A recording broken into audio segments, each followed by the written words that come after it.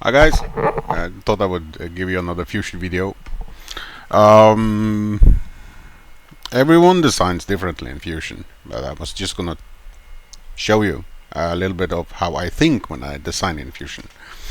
Um, this may not be the correct way. I am a beginner. I still consider myself a beginner because I learn new things every day, and this is something I've sort of been practicing a lot.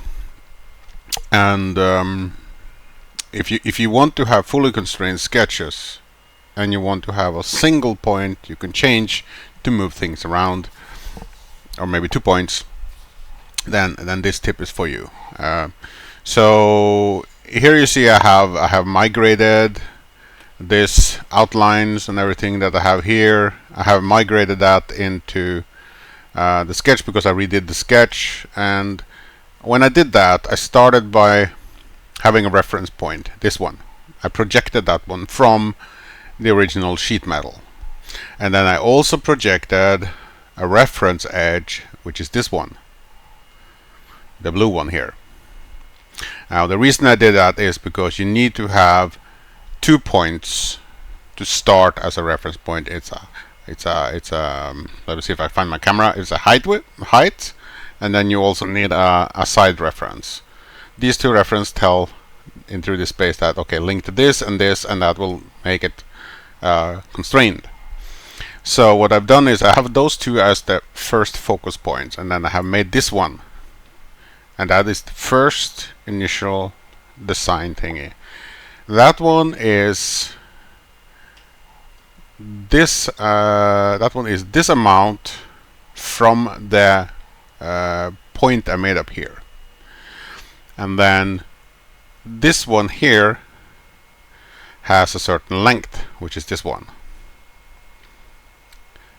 And I did this length first using a line. And then after that line was made, I used a distance constraint, which is, let me see if I can find it here. Constraints.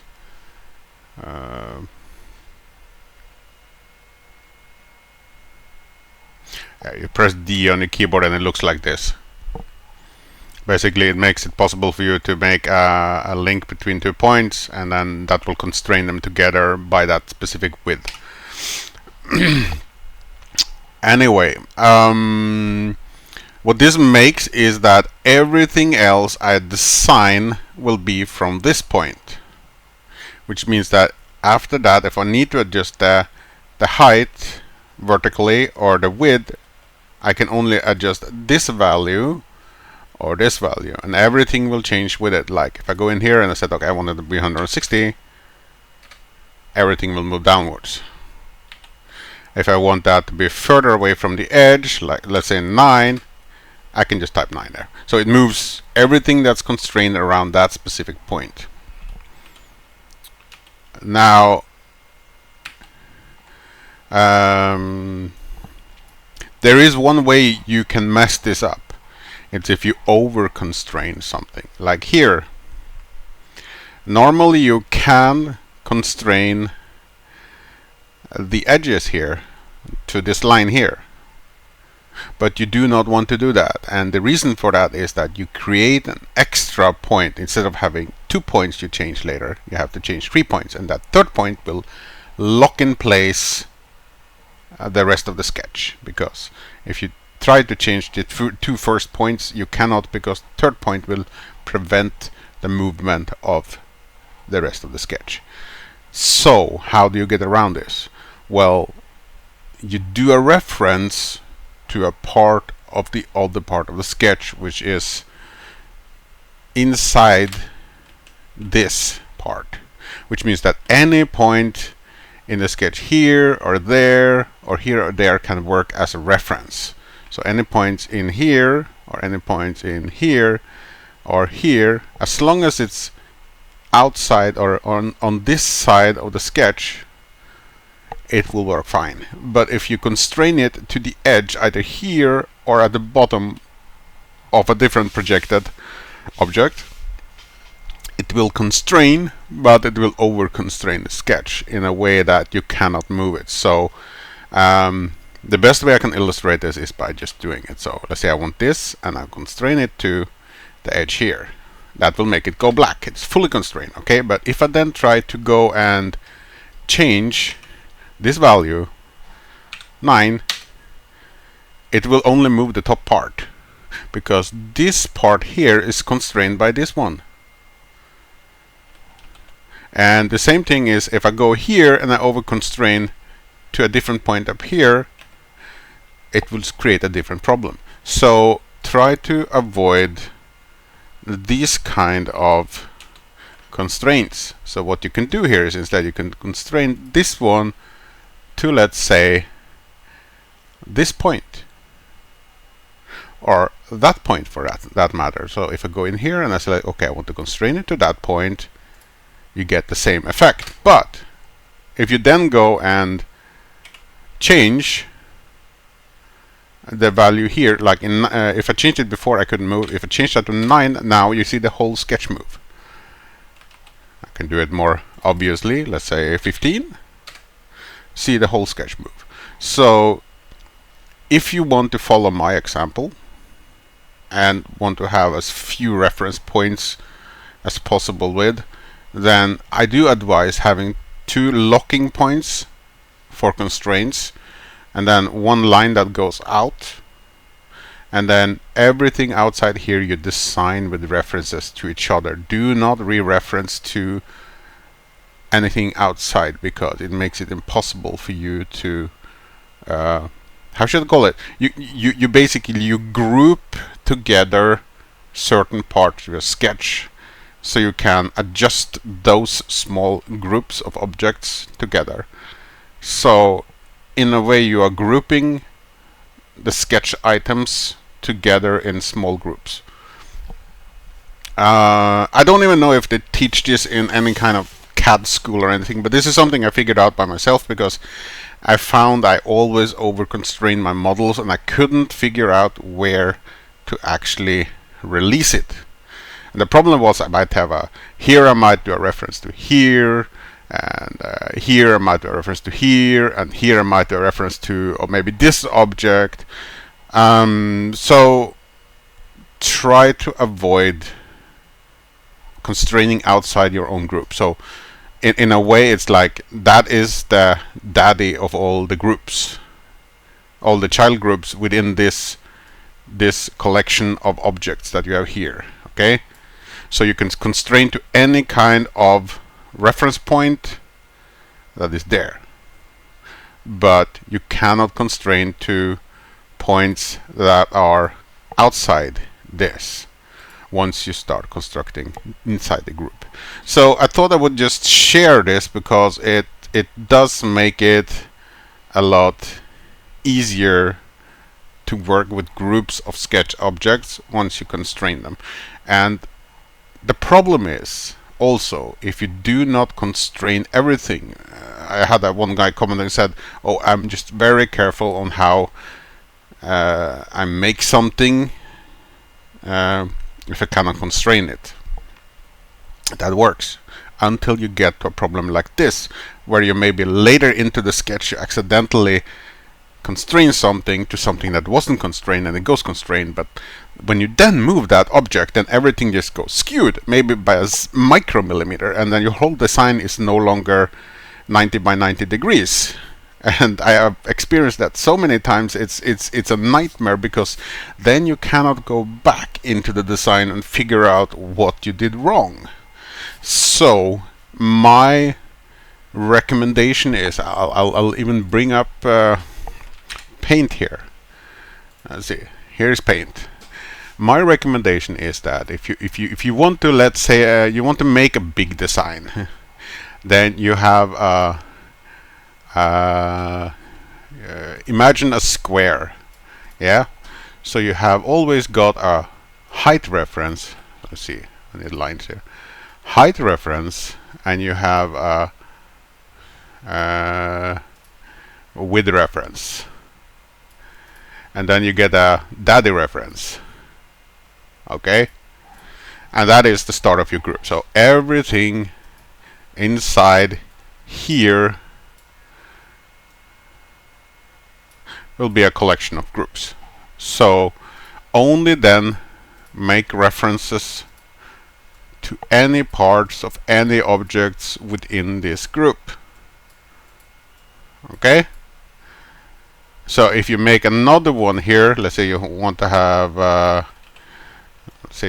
different set of objects, you can align it to the same points, but be aware that if you align this point, if you have this group here, and you want it to move when you move this line, then you can do that. But be aware that if you lock that to this one as well, then it will be a problem, because you will have two reference points, one here and one here to the same point. So I do not recommend to do that, but my recommendation is that make separate groups. Like here is another group, and it has a I'm just doing a reference here, okay? So it's not supposed to be perfect, okay? So let's just call that a triangle, okay? And then that one again has a different set of groups.